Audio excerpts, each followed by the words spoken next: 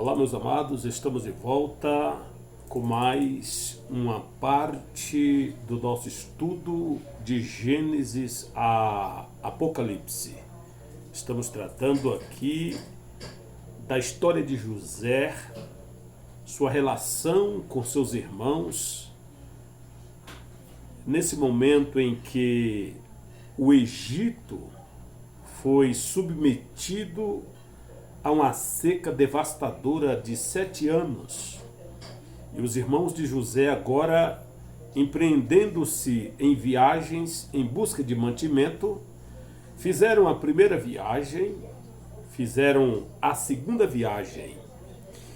E nesse conteúdo estaremos, portanto, analisando aqui uma trama provocada por José para verificar se de fato os seus irmãos haviam mesmo mudado aquela natureza pecaminosa, egoísta, e se seus corações de fato eram sinceros. Então, depois que ele ofertou ali uma refeição, que comeram, beberam à vontade, José chama o seu empregado, o mordomo da sua casa, e dá a eles algumas ordens que nós vamos verificar. A trama, nos versículos de 1 ao 17, quando José ordena que sua própria taça de prata seja colocada na bagagem do seu irmão Benjamim. Logo após saírem da cidade, os irmãos são detidos e revistados pelo mesmo mordomo que havia saudado eles há minutos atrás, há momentos atrás. Ele sabia de fato onde estava o copo de José.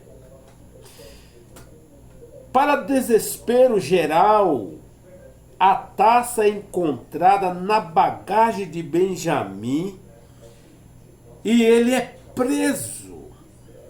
Você pode refletir o trauma, a angústia que pesava sobre os irmãos de José?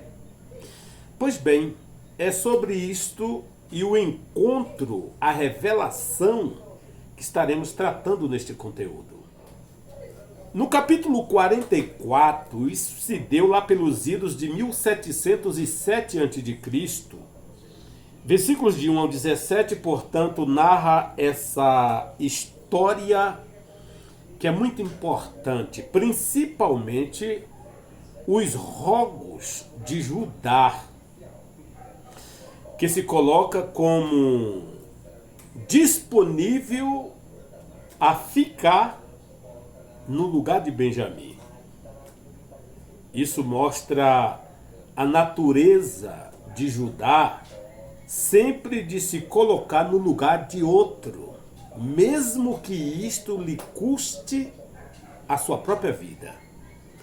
Você lembra de alguém semelhante que se colocou no lugar de toda a humanidade e ainda rogou ao Pai dizendo: Pai, perdoa, eles não sabem o que fazem. Pois bem, nos versículos primeiros do capítulo 45, a Bíblia diz: a essa altura José já não podia mais conter-se diante de todos os que ali estavam. E gritou: façam sair a todos. Assim ninguém mais estava presente quando José se revelou aos seus irmãos. E ele se pôs a chorar tão alto que os egípcios o ouviram, e a notícia chegou ao palácio de Faraó. Por quê? Porque José, depois que ordenou que os alimentos, as bagagens fossem postas sobre os animais, os irmãos foram embora. E José disse para o seu mordomo: olha, pegue o meu copo, coloque no saco de Benjamim. E assim o fez. Eles foram embora. Quando ainda estava mais ou menos já deixando a cidade, José chamou o mesmo mordomo e disse: vá ao encontro deles e diz: por que vocês pagam o bem com o mal? Por que vocês fizeram isso e aquilo? Ambos rasgaram suas vestes. Os irmãos se angustiaram naquele momento. Disse: não, Senhor, jamais roubaríamos qualquer coisa, nem ouro e nem prata da casa do vosso Senhor, de forma alguma. Se alguém dos nossos tiver isso aqui, que seja morto. E o mordomo: então está certo, concordo com o que vocês estão falando, vou verificar. E verificou do saco de Rúben, do mais velho até o mais novo. Encontraram, portanto, na bagagem de Benjamim, o copo de José. Rasgaram suas vestes, suplicaram, se angustiaram e retornaram às pressas para o Egito, ao encontro de José, o qual ainda não havia saído para os trabalhos normais. E ali acontece, portanto, algo muito importante, que foi a súplica de Judá. Judá, como responsável, sempre chega para José, nos versículos 18 ao 34, Judá implora para que José liberte Benjamim e se oferece para ser preso em seu lugar. A natureza de Cristo, até porque Jesus Cristo é da tribo de Judá. Pode ser que aqui tenhamos, nessa súplica de Judá, uma representação exata de uma cena que se realizará algum dia, quando o Senhor se fizer conhecido aos seus irmãos, aos judeus. O apóstolo Paulo diz que, por fim, todo Israel será salvo. Será que isso não pode acontecer quando Cristo lhe disser, ou disser aos judeus, ao Israel de hoje: eu sou Jesus, vosso irmão, que entregastes a Pilatos e me negastes na presença dele? Será que a esposa de José não estava alegre com a alegria dele? José casou com uma esposa gentílica, filha de um determinado sacerdote, e provavelmente ela estava ali naquela reunião, vendo a alegria de José, o pranto de José, alegria, lágrimas, enfim, saudades, emoções, tudo misturado em um momento só. Evidentemente que ela estava alegre. E não se sentirá alegre a igreja dos remidos quando aquela grande reconciliação acontecer e Cristo e a igreja descendo para defender Israel do Armagedon e salvar os remanescentes, quando eles reconhecerão o Messias que eles crucificaram? Evidentemente que sim. Graças a Deus que a Bíblia interpreta-se a si mesma em cada detalhe. Então, essa súplica de Judá, ela retrata, portanto, a natureza de Jesus Cristo.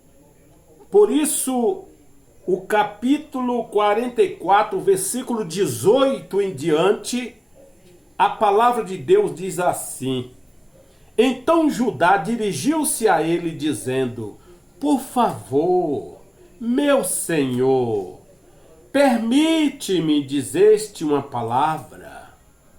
Não se acenda a tua ira contra o teu servo, embora seja igual ao próprio Faraó. a súplica de Judá. Por isso, no versículo 33, ele diz assim: por isso agora te peço, por favor, deixa o teu servo ficar como escravo do meu senhor no lugar do jovem e permite que ele volte com os seus irmãos. Como poderei eu voltar ao meu pai sem levar o jovem comigo? Não posso ver o mal que sobreviria a meu pai. É uma natureza de Cristo, até porque Cristo, como eu disse, é da linhagem da tribo de Judá. E aqui dá-se, portanto, que o coração de José chega ao clímax. Ele não consegue mais conter tanta emoção naquele momento. E ele então aqui nos versículos de 1 a 4 do capítulo 45, incapaz de se conter por mais tempo o choro, José revela a sua verdadeira identidade para assombro de seus irmãos, que ficaram pasmados. Por isso vale a pena meditar, observar os textos. A essa altura, José já não podia mais conter-se diante de todos os que ali estavam. E gritou: façam sair a todos. Assim ninguém mais estava presente quando José se revelou a seus irmãos. E assim será quando Jesus Cristo se revelar para o arrebatamento da sua noiva. Ninguém tomará conhecimento até que o fato aconteça. E ele se pôs a chorar tão alto que os egípcios o ouviram, e a notícia chegou ao palácio do faraó. Então José disse a seus irmãos: eu sou José, meu pai ainda está vivo. Mas os seus irmãos ficaram pasmados diante dele, que não conseguiram responder-lhes absolutamente nada. Que encontro formidável, que revelação formidável, que momento extraordinário entre José, que fora ofendido pelos seus irmãos, o seu perdão, o seu amor, o seu cuidado para com os seus irmãos. Até porque testou até o último momento que os seus irmãos de fato eram sinceros de coração. Deus é maravilhoso. E sendo assim, ele consola os seus irmãos. José diz a seus irmãos que Deus permitiu que tudo aquilo acontecesse para que ele pudesse salvar o seu povo da fome. Veja que exemplo de um coração manso, humilde e perdoador, que compreende o agir de Deus em sua vida. Versículos de número 5 ao 8, ele declara o seguinte: agora não se aflinjam nem se recriminem por terem me vendido para cá, pois foi para salvar vidas que Deus me enviou diante de vocês. José, um salvador por excelência. Jesus Cristo, o Salvador por excelência. É a Bíblia se explicando história com história, trazendo a nós uma verdade eterna, espiritual e muito maravilhosa de perdão de Cristo ao homem, dando a ele a oportunidade de uma reconciliação. E depois de consolados, José aconselha e diz a seus irmãos que voltem para casa e digam a seu pai para fazer as malas e se mudar para o Egito imediatamente. Veja nos versículos de 9 ao 15. Voltem depressa a meu pai e digam-lhe: assim diz o seu filho José, Deus me fez senhor de todo o Egito. Vem para cá, não te demores. Tu viverás na região de Gósen e ficarás perto de mim. Tu, os teus filhos, os teus netos, as tuas ovelhas, os teus bois e todos os teus bens.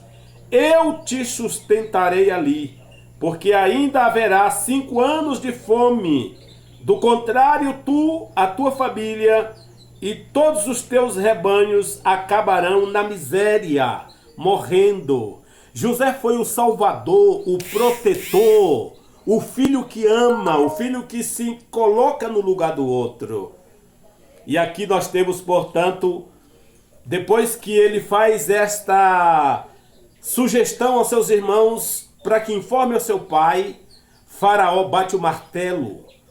Faraó dá o decreto final nos versículos 16 ao 24, e ele diz o mesmo aos irmãos de José, pois Faraó conheceu a todos eles, conversou com alguns deles e então confirma a solicitação de José.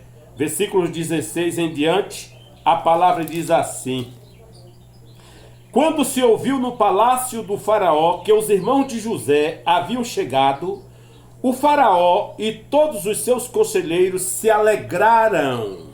Quando Deus está no negócio, tudo vai se combinando em cada detalhe. Disse então Faraó a José: Diga a seus irmãos que ponham as cargas dos seus animais, voltem para a terra de Canaã e retornem para cá, trazendo seu pai e suas famílias. Eu lhes darei o melhor da terra do Egito e vocês poderão desfrutar a fartura desta terra. Que final maravilhoso, que final extraordinário para José, para os 11 irmãos e principalmente para o velho Israel, cabelos brancos, que chorava noite e dia a ausência do seu filho José. Mas Deus, como prometeu a Israel, lá em Betel, eu não te deixarei, enquanto não cumprir em você tudo o que eu falei. Deus jamais deixou o seu servo à mercê da sorte. As dores, os sofrimentos, as angústias foram como escolas na vida de Jacó, de Israel, escolas que Deus colocou o seu aluno para aprender a bondade, a misericórdia, o plano de Deus na vida de alguém. Deus não falha em suas promessas. Deus não falha em sua obra. Deus nos cuida 24 horas por dia. Não importa se a sua dor, se os seus problemas, se as suas angústias atormentam você dia e noite. Quero te dizer que há um propósito de Deus em tudo isto, pois tudo coopera para o bem daqueles que amam a Deus. Bendito seja o Senhor. E aqui, portanto, sendo ordenado por José e pelo próprio Faraó, vendo a riqueza trazida de volta por seus filhos, Jacó então crê no relato deles acerca de José. Por quê? Porque ambos retornam jubilosos. Quantas canções cantaram pelo caminho do Egito até Canaã? Quantas histórias, quantos sorrisos, quantas alegrias naquela caravana de 11 irmãos, cheia de alimentos, cheia de esperanças para o futuro, enfim. E quando chegam no acampamento do velho Israel, que Israel possivelmente foi receber seus filhos, viu no rosto de cada um alegria, sorrisos, muita alegria, muitas exclamações. E o velho Israel então fica ali observando seus filhos. O que vocês têm? O que aconteceu no caminho? Ganharam na loteria esportiva? Ganharam na Mega Sena vocês? Por que tanta alegria? Ai, ai, ai, ai, ai. Vamos aqui analisar os versículos 25 ao 28, o que diz a palavra. Assim partiram do Egito e voltaram a seu pai Jacó na terra de Canaã e lhe deram a notícia: José ainda está vivo, meu pai. Na verdade, ele é o governador de todo o Egito, meu pai Israel.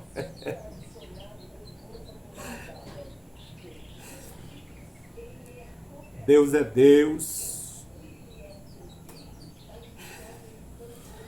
Deus é Deus. Ele é o mesmo. Ele é o mesmo. Esse Jeová, o El Shaddai, que está operando esse momento tão maravilhoso na vida do seu servo Jacó. Ele é o mesmo que está com você aí agora. O diabo quer que você tire os olhos do Calvário. O diabo quer que você tire os olhos de Cristo e olhe para seus defeitos, seus pecados, seus erros. Assim como eles erraram muito, mas tudo que eles fizeram, Deus converteu em coisas boas. E é isto que Deus faz. Deus não quer saber se você falhou, porque Ele é o antídoto contra o pecado. Jesus Cristo tem em si o poder de destruir o pecado na sua vida, como destruiu na vida de todos aqueles que se arrependeram e creram em sua palavra. Bendito seja Deus.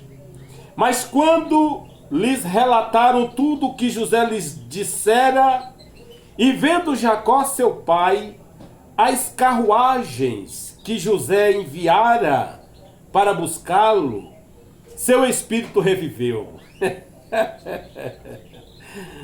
Israel disse: basta, meus filhos, basta. Por favor, basta, basta, basta, basta. Se acalme, porque agora vocês vão me matar de alegria, de surpresa.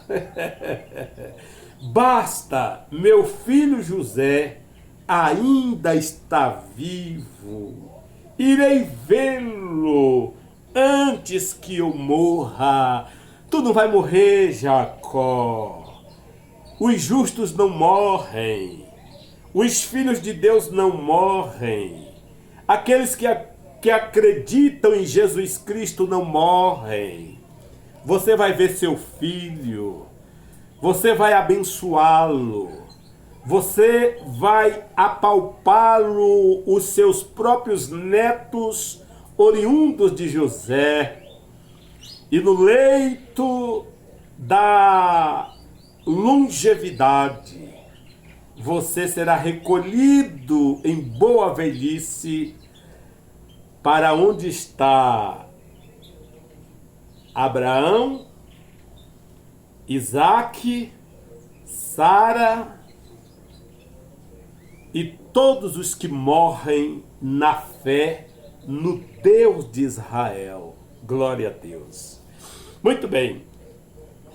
Sendo assim, havendo esse encontro, havendo essa revelação surpreendente e maravilhosa, Jacó, tendo, portanto, um relatório maravilhoso de muita alegria sobre seu filho José, que mandou funcionários do governo com carruagens especiais para levar Jacó ao Egito. Agora então começa uma preparação de Israel, seus filhos, netos, meninos, todos eles, as mulheres, todos organizados e nas carruagens, indo para o Egito para constituir ali um estilo de vida, uma tribo, uma nação forte e poderosa que mais tarde, no tempo de Deus, 430 anos depois, o Senhor, Deus de Abraão, Isaque e Jacó e de José, se revelaria novamente agora para tirar seu povo do Egito para a sua própria terra. Mas isto nós veremos no futuro. Em nosso próximo conteúdo, estaremos, portanto, analisando a viagem de Jacó, toda a família, toda a tribo, servos e servas e animais, tudo, nem os cachorros ficou lá em Canaã, todos eles indo para uma terra chamada Gósen, uma terra especial, a melhor terra para Jacó e os seus filhos e netos, na presença de José. Que Deus lhe abençoe. Compartilhe esta palavra, deixe o seu joia, faça o seu comentário. Se inscreva em nosso canal para que a gente possa nos propor a continuar criando conteúdos como este para abençoar a sua vida e a de outros. Fique na paz do Deus, o El Shaddai, em nome do Senhor Jesus Cristo, nosso Redentor. Amém.